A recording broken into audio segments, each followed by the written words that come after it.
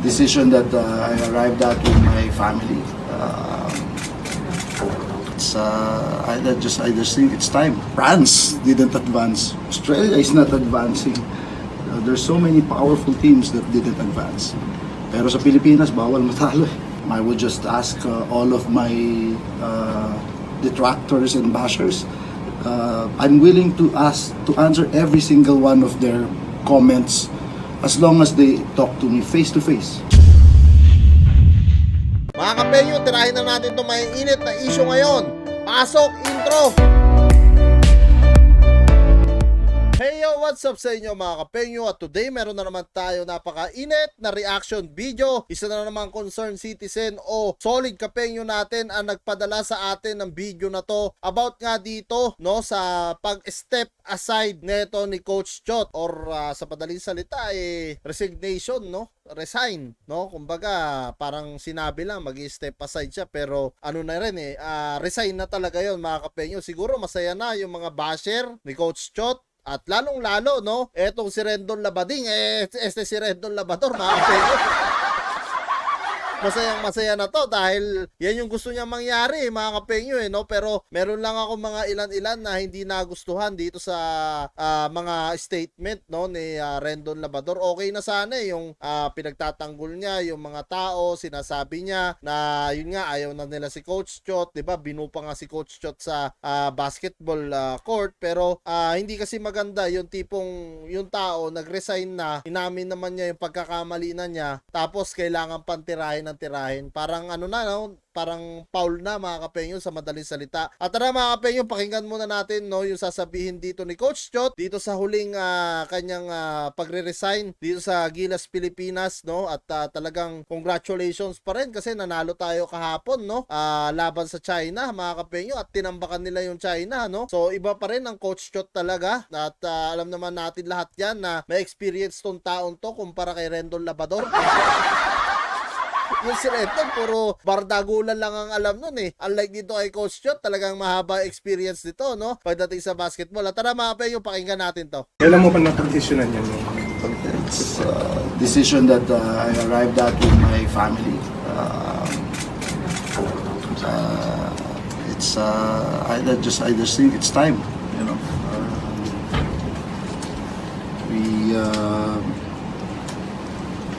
Like I said, you know, we had a great preparation plan. We started preparation for this June 12, Independence Day. But we didn't get our first complete practice as a team. August 18, 1 week before our first game. Think about that, right? Even Team USA started practice August 3. Tayo nabuo lang tayo. August 18 was the first practice we had as a complete lineup. August 18, 7 days. And still we fought. We fought all of those opponents. Italy, top 10 team, Dominican, Angola. We fell short. But France didn't advance. Australia is not advancing. So ayan mga kapenyo, no, pinapaliwanag dito ni Coach Chot na talagang konti lang ang naging preparasyon nila laban dito sa mga taga-ibang bansa, no? Lalong-lalo na yung nakatalo nga sa atin na talagang preparado yung kalaban din mga kapenyo, no? At gustuhin man ni Coach Chot na maging preparado rin yung mga players natin, pero huli na ang lahat mga kapenyo no? Kasi dahil nga nung kailan lang talaga nakumpleto itong mga players, no? Yun yung pinapaliwanag dito ni Coach Chot. There's so many powerful teams that didn't advance. Yes. Pero sa Pilipinas, bawal matalo di ba? Dito sa ating mga Pinoy, bawal matalo. So, Coach, have you told after a while, it's just too heavy, masyado nang masakit, masyadong mahirap. Just to be very honest, bastos naman talaga yung mga ibang pinagsasabi. So, I don't deserve it, my family doesn't deserve it. So yan mga kapenyo, no, sinasabi nga dito ni Coach Chot na talagang naging bastos nga daw talaga yung iba at hindi nga daw niya deserve to at hindi rin deserve ng kanyang pamilya. Lalong-lalo na mga kapenyo, kabastusan kasi yun yung maglalaro pa lang ng Gilas versus dun sa dayuhan, no, na talagang kita nyo naman, binuka agad, no, ganun ka agad yung salita. Nung tinawag na yung pangalan ni Coach Chot, masakit yun para sa kanya mga kapenyo. at saka talagang kung yung tao pinagbubuti naman niya yung ginagawa niya, yung trabaho niya, bakit siya magaganon? Kaya sabi nga niya dito, hindi niya talaga deserve yung mabuo, no, ng mga tao at mabash. Have you given this decision to the SPT? And so you're saying that you won't have anything to do with the selection for the upcoming Asian Games? I've informed Mr. Panlilio, Mr. Vargas, but there's no decision as of now. As far as I know, I don't know with them. But before the game, I told them this is going to be my last game already. Before tonight's game? Yeah, before the game, I said regardless of result. And Coach, which was sweeter, yung 2014 na panalo niyo or yung this one? For you? So, well, I guess this because it's in front of the home crowd, in front of the Filipino people. Coach, you were given the game ball.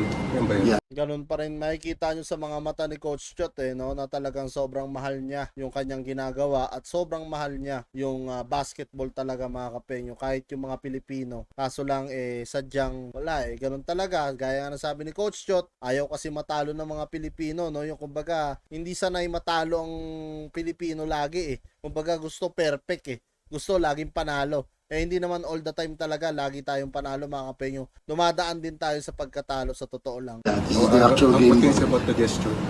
Huh? What can you say about the gesture of the team? Yeah, great gesture by the players. You know, what people don't realize, sa akin yung booing before the games, okay lang rin. Sakay na nga ako dun, kanina nga pinalakpakan ko. But they don't realize the effects of players. Diba?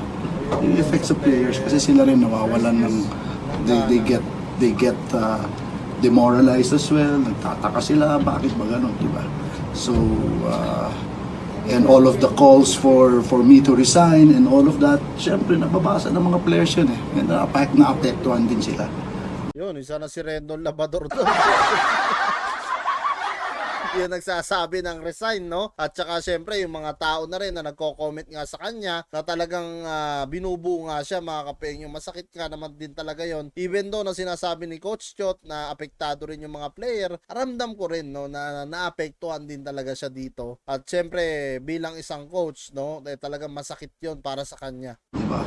So it affects the game, the way we play games. So it's a distraction to the team. It's not good for the team. So they don't deserve it. They don't deserve. Di bali na ako, di ba? Di bali na ako. My family and my players do not deserve it. And I would just ask all of my detractors and bashers. I'm willing to answer every single one of their comments as long as they talk to me face to face. Just don't hide behind, anonymous or whatever on social media. Come and talk to me face to face and I will answer all your points one by one. So yan Rendon Labador, narinig mo naman siguro yung sinasabi ni Coach Chot dito, no? Kung gusto mo nga o yung mga basher din daw, no, na talagang gustong harapin siya, pumunta na sa kanya face to face para masagot niya kung ano yung mga katanungan nyo nga talaga. Kasi nga naman, mga kapengyo, no, hindi nga raw talaga niya deserve yung nangyayari ngayon at pati doon sa mga players niya, lalong-lalo na sa kanyang pamilya na naaapektuhan na sa pangyayaring to. At tara mga kapengyo, basahin naman natin yung naging mensahe nga neto ni Rendon Labador dito. At dito mga kapengyo, ito nga yung mensahe ni Rendon Labador after mag-resign o mag-step aside neto ni Coach Chot. Ang sabi dito ni Rendon Labador, maraming salamat Coach. Huwag ka nang babalik, parang awa mo na, #stay motivated. Grabe mga kapengyo, ito yung sinasabi ko sa inyo na yung iba tuwan-tuwa pa na ginaganyan si Coach Chot, no? Hindi naman sa kinakampihan ko si Coach Chot mga kapengyo, pero parang masyado ng overkill, parang masyado ng OA mga kapengyo, no? Kasi kita nyo naman si Coach Chot na aminado naman siya sa kanyang nagawa mga kapengyo, no? Kung nagkamali man siya nung una, natalo man sila nung una, sinasabi naman naman niya dito mga kapenyo yung kanila naging preparasyon lang at kung kailan sila nakumpleto, no? Yun yung pinapaliwanag ni Coach Chot dito. Kung yun man yung nasisilip ni Rendon na mali, kaya nga pinapaliwanag ng tao. Ngayon, nagretiro na yung tao, masyado mo pang didiinan, no? Kasi kung tutuusin mga kapenyo, kayo mag-isip, kumpara nyo si Coach Chot laban dito kay Rendon Labrador pagdating sa basketball. Isipin nyo dun sa dalawa kung sino talaga yung may alam, 'di ba? Eto, veteranong coach na to, kahit nung hindi pa nga ako pinapanganak ata, coach na to eh. Si Rendon Labrador, ano ba nagawa niya? Kitang-kita nyo naman sa Battle of YouTuber, puro bardagulan lang ginagawa ng hinayupak na yan. Tapos pinagkakatiwalaan nyo na magsalita, di ba? Kasi ako, sa totoo lang, hindi naman din ako magsasalita kung hindi naman sobra-sobra na. Kasi kay Rendon, masyado ng OA, no? Masyado ng wag naman sana. Kasi tao lang din yung tao, nagkakamali, no? Pag nagkamali at inamin niya na yung pagkakamali niya, nagretiro na yung tao, pagbigyan natin, no? Wag natin masyadong dikdikin ng dikdikin porque hindi nagsasalita sa inyo yung tao, di ba? Sana maging ganun din tayo, sana maging patas tayo mga kapengyo, no, sa mundong ito kasi talagang wala namang pinanganak na perpekto, lahat naman tayo nagkakamali, no? So yan mga kapengyo, kung kayo nga tatanungin ko, ano nga masasabi nyo dito sa pagre-resign ni Coach Chot at ano rin masasabi nyo na hanggang ngayon binabanatan pa rin ni Rendon Labrador to? Comment nyo na lang down below lahat ng mga opinion nyo mga kapengyo at lahat po yan mababasa ko. At syempre bago natin tapusin to reaction video ko, nais ko lang palang pasalamatan si Reaper ng Mavs Phenomenal, etong binigay niya sa anak ko na sombrero na buhay bola at ayan mga kapenyo, may pirma pa niya. Kaya maraming salamat Reaper. Kanina lang yan mga kapenyo dahil pumunta ako ng North Ball Basketball dito sa Taiwan. Lumaban sila Dondon Ontivero, sila PJ Simon, sila Cyrus Baguio, sila Poy Poy, Sakuragi, Richard at marami pang iba mga kapenyo. Panoorin nyo na lang sa aking Facebook page, JB Tan Vlogs. Nandun yung live ko. Talagang malupit din yung laban nila doon kanina, laban sa players ng Taiwan. Okay mga kapenyo, maraming salamat at kita na tayo sa susunod kong reaction videos. I would be up waiting for you if you had to leave. I would wait a lifetime if you were at sea. I just wanna say that I feel that our love is real. Maybe we should hurry up and seal the deal.